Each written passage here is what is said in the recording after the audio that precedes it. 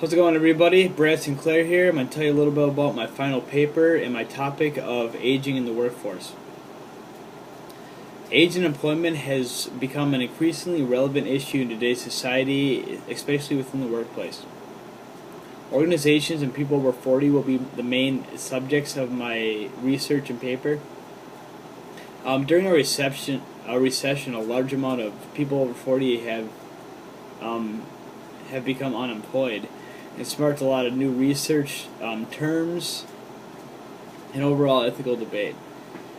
Much like racism and sexism, a new topic of ageism is becoming an increasingly large issue in the workplace. Ageism is the discrimination of people based solely upon their age.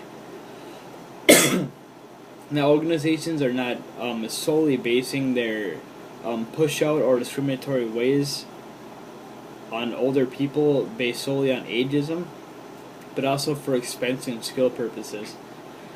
As global competition rises, the need for skilled employees is a necessity, considering how cheap younger employees are, the large skill gap that they can fill by hiring new college graduates. Skilled employees are a new gold standard for human resource departments overall. I use a personal experience of mine with a coworker who is 58 years old, and she shared an experience with me about being pushed out of an organization. The organization she was in before had a new young graduate student come in and take executive powers over the organization. He was a relatively young grad student, like I said, and his name was George. He had a new strategy. They wanted to bring in some new perspectives, some cheaper workers. So he slowly pushed out the older body, and Kim was part of the product managers who were pushed out. The terms he used to push them out were overall unethical. When I looked in the terms of research and just the feeling I had and the feeling and the attitude she had about it. George was relatively young, like I was saying before, so his ageism stereotypes were likely to be magnified. And overall ageist attitudes and discrimination in the workplace result in lower overall organizational commitment for older workers, and a push out of a particular position or full-time spot in the organization often occurs. I also tied ageism into social closure theory.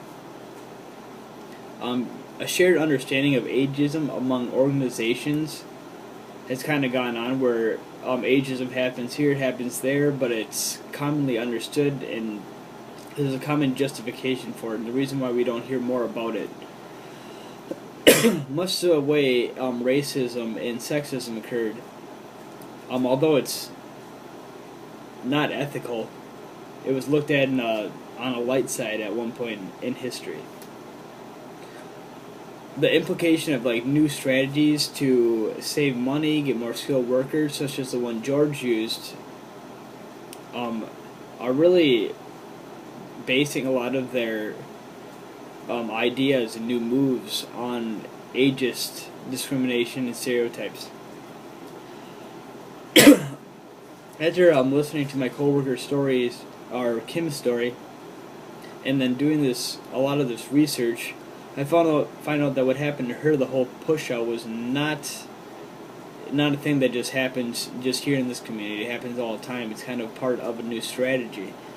They slowly take away older people's responsibilities, give them less hours, make them feel less committed, and this kind of all works into their whole push-out. They treat you bad, and at some point you walk out the door. And the pros to doing this, when it comes to financial justification and social closure, there's a lot of relevant factors to why they're doing this. It's not just because they're mean or they're evil for some reason.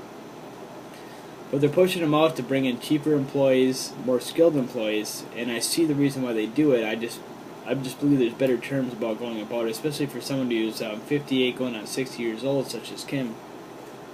I mean, she had about 25 years of experience in marketing. It's like let her teach, or let her be part of the process instead of just pushing her out the door. Somebody with so much experience, and especially not even just in marketing, but the organization overall.